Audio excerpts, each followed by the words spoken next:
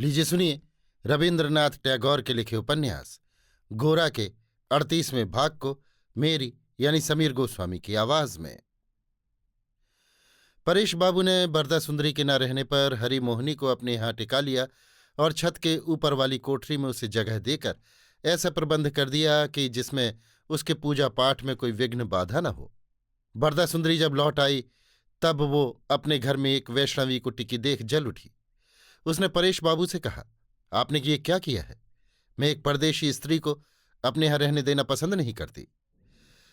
परेश बाबू ने कहा, हम लोगों का रहना तुम पसंद करती हो और एक अनाथ विधवा का रहना पसंद नहीं करती। बरदा सुंदरी जानती थी कि परेश को लोक व्यवहार का ज्ञान बिल्कुल नहीं है। दुनिया में किस बात से क्या सुविधा या असुविधा होती है इस बारे में वो कभी कुछ सोचते ही नहीं। सहसा एक न एक काम कर बैठते हैं। उसके बाद कोई चाहे गुस्सा करे, बिगड़े या रोए धोए, वो एकदम पत्थर की मूर्ति बने बैठे रहते हैं। ऐसे आदमी से भला कौन निभा सकता है? जरूरत होने पर जिसके साथ झगड़ा भी ना किया जा सके उसके साथ गृहस्थी कौन स्त्री चला सकती है? सुचरिता प्रायः उम्र में मनोरमा के बराबर की थी। हरिमोहिनी सुचरिता को मनोरमा की भांति देखने लगी और उसके साथ हरिमोहिनी का स्वभाव मिल गया था। सुचरिता बड़े शांत प्रकृति की थी। किसी किसी समय हरिमोहिनी उसे पीछे से आते देख चौंक उठती थी। उसे जान पड़ता था कि मनोरमा ही मेरे पास आ रही है। देखो, हंसती हुई चली आ रही है। आओ बेटी आओ, तुम्हें मेरी बेटी हो, तुम्हें मेरे हृदय की मणि हो। ये कहकर सुचरिता के मुंह पर बड़े प्यार से हाथ फेरकर और उसके मुंह को चूम कर आंसू बहाने लगती थी। सुचरिता की आंखों में भी आंसू उमड़ आते थे। वो उसके गले से लिपट कर कहती थी, मौसी, मैं भी तो माता का सुख बहुत दिन नहीं भोग सकी। आज वही खोई हुई मां मुझे मिल गई है। मैं समझती हूं वही मुझे देखने को आई है। कितनी बार कितने दुख के समय जब ईश्वर को पुकारने की शक्ति नहीं रही, जब मन भीतर ही भीतर सूख गया है, तब मैंने मां को पुकारा है। वही मां आज मेरी पुकार सुनकर आ गई है। हरिमोहिनी कहती, ऐसे मत कर, मत कह। तेरी बात सुनकर मुझे इतना आनंद होता है कि मैं डर जाती हूं। हे ठाकुर, इधर ध्यान न देना। ठाकुर, सोचती हूं कि और माया नहीं करूंगी, मन को पत्थर करके रखूंगी, लेकिन मुझसे होता नहीं। मैं बड़ी दुर्बल हूं, मुझ पर दया करो, मुझे और मारो मत। नहीं राधा रानी, तू जा, चली जा, मुझे छोड़ जा, मुझे फिर मत बांध, मत बांध। मेरे गोपी वल्लभ, मेरे जीवननाथ, मेरे गोपाल, मेरे नीलमणि, मुझे फिर किस विपत्ति में डाल रहे हैं? सुचरिता कहती, मुझे तुम जबरदस्ती नहीं हटा सकोगी मौसी। मैं तुम्हें कभी नहीं छोड़ूंगी, बराबर इसी तरह तुम्हारे पास ही रहूंगी। ये कहकर वो मौसी की छाती में सिर छिपाकर शिशु सी चुप बैठी रहती। 2 ही दिन में सुचरिता के साथ उसकी मौसी का ऐसा गहरा संबंध हो गया कि सभी लोग दंग रह गए। बरदा सुंदरी को ये देखकर भी क्रोध हो आया। देखो तो, लड़की 2 ही दिन में उसके साथ ऐसे हिल मिल गई है मानो हम लोगों से उसका कोई संबंध ही ना हो। मैंने इतने दिन इसको बेटी की तरह पाला पोसा सो कुछ नहीं। इतने दिन मौसी कहाँ थी? बचपन से ही मैंने ऐसे सिखा पढ़ाकर होशियार किया है, किंतु आज मौसी के पीछे एकदम ढुल है, दिन रात उसी के पास बैठी रहती है। मैं परेश से बराबर कहती आई हूं कि आप सुचरिता को अच्छी कहकर प्रशंसा करते हैं, सो बाहर से वो भले ही अच्छी हो, किंतु भीतर से वो साफ नहीं है। उसके मन का कोई अंत नहीं पा सकता। इतने दिन तक हम लोगों ने उसको जो कुछ किया सब व्यर्थ हुआ। बरदा सुंदरी जानती थी कि परेश बाबू मेरे दुख पर ध्यान न देंगे। इतना ही नहीं, हरिमोहिनी के ऊपर क्रोध प्रकट करने से परेश बाबू से अपमानित होने में भी उसे कुछ संदेह न था। इसी से उसका क्रोध और भी बढ़ गया। परेश कुछ भी कहें, किंतु उसका मत अधिकांश बुद्धिमान लोगों से मिलता है। इसको प्रमाणित करने के लिए बरदा सुंदरी अपना दल बढ़ाने की चेष्टा करने लगी। अपने समाज के क्या प्रधान क्या अप्रधान सभी लोगों के आगे वो देवता पूजती है। मेरी लड़कियां उसका ये कुसंस्कार देखकर बिगड़ जाएंगी, इस पर वो अनेक प्रकार की टीका टिप्पणी करने लगी।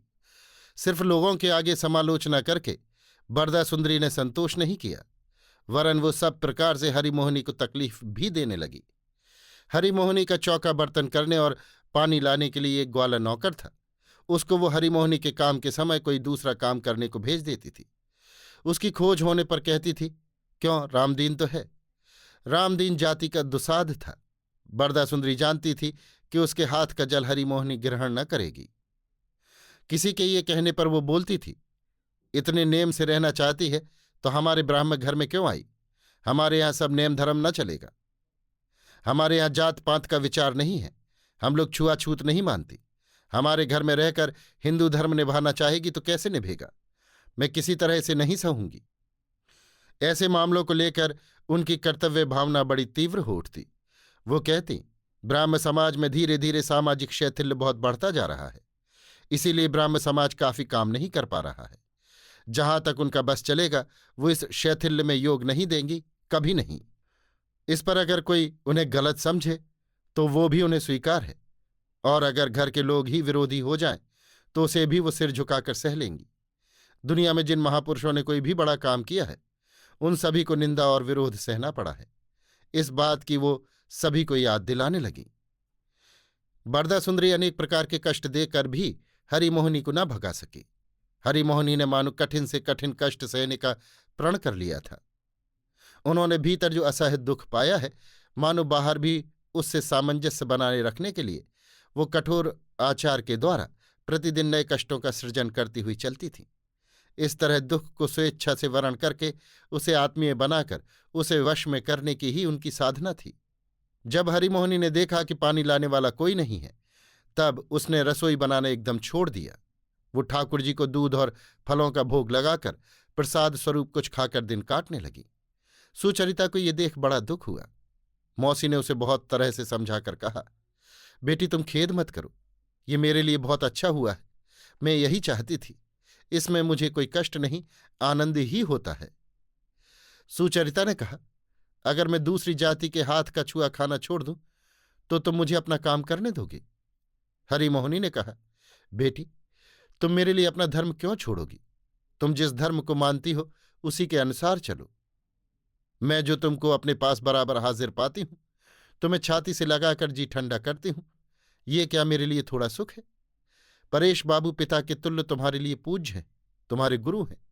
उन्होंने तुमको जो शिक्षा दी है तुम वही मानकर चलो, उसी में भगवान तुम्हारा कल्याण करेंगे।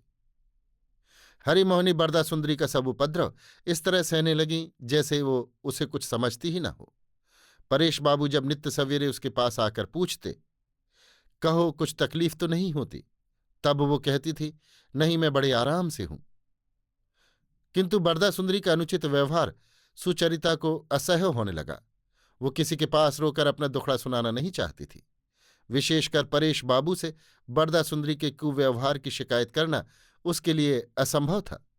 वो चुपचाप सब सहने लगी। भूल कर भी इस विषय में कोई बात कह देने से उसे पीछे बड़ा संकोच होता था। अंत में इसका परिणाम ये हुआ कि सुचरिता धीरे धीरे बरदा सुंदरी के हाथ से निकलकर हरिमोहिनी के हाथ का खिलौना बन गई। दिन भर वो उसी के पास बैठी रहती थी। उसी के हाथ का दिया कुछ प्रसाद पाकर रह जाती थी। आखिर सुचरिता का ये कष्ट हरिमोहिनी से न देखा गया। हार कर उसे फिर रसोई बनाने का प्रबंध करना पड़ा। सुचरिता ने कहा, मौसी तुम मुझे जिस तरह रहने को कहोगी मैं उसी तरह रहूंगी, किंतु तुम्हारे लिए जल मैं अपने हाथ से ला दूंगी, ये काम मैं दूसरे को न करने दूंगी। हरिमोहिनी ने कहा, बेटी मैं अपने लिए कुछ नहीं कहती, किंतु इस जल से ठाकुर जी की पूजा कैसे करूंगी? सुचरिता, मौसी क्या तुम्हारे ठाकुर जी भी जात पात बांधते हैं? क्या उन्हें भी प्रायश्चित करना होगा? उनका भी कोई समाज है क्या? आखिर एक दिन सुचरिता की भक्ति के आगे हरिमोहिनी को हार माननी पड़ी। उसने सुचरिता की सेवा संपूर्ण रूप से ग्रहण की। सतीश भी बहन की देखा देखी मौसी की रसोई में ही खाने लगा। इस तरह तीनों मिलकर परेश बाबू के घर में अपना एक अलग ही आश्रम स्थापित कर रहने लगे। सिर्फ ललिता इन दोनों आश्रमों के बीच सेतु रूप होकर रहती थी। बरदा सुंदरी अपनी और बेटियों को हरिमोहिनी के पास न जाने देती थी, किंतु ललिता को रोक रखना उसके लिए कठिन था। अभी आप सुन रहे थे रविन्द्रनाथ टैगोर के लिखे उपन्यास गोरा के 38वें भाग को मेरी यानी समीर गोस्वामी की आवाज में।